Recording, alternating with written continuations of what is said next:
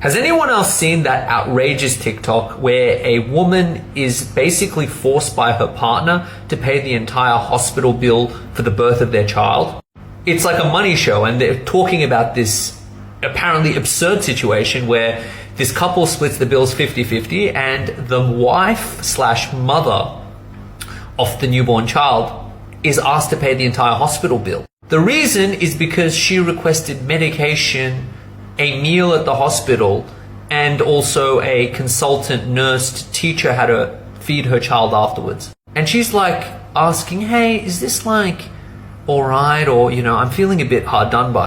Of course you should feel hard done by. That is the most scummy, disgusting, outrageous thing I've ever heard in my life. How on earth is this even a discussion? That's such a red flag. You can see it from space. Like, that person that you're with is unhinged.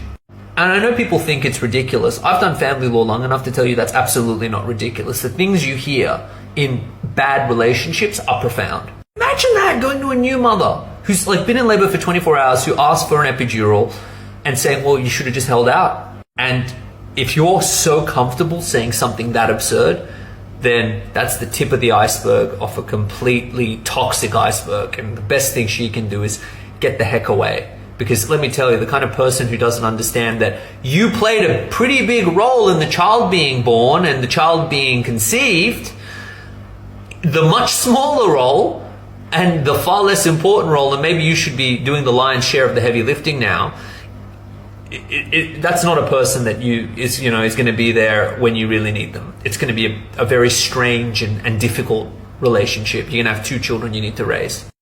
And as for the legality of it, is it legal? Well, she's the one in hospital. Presumably the bill is in her name.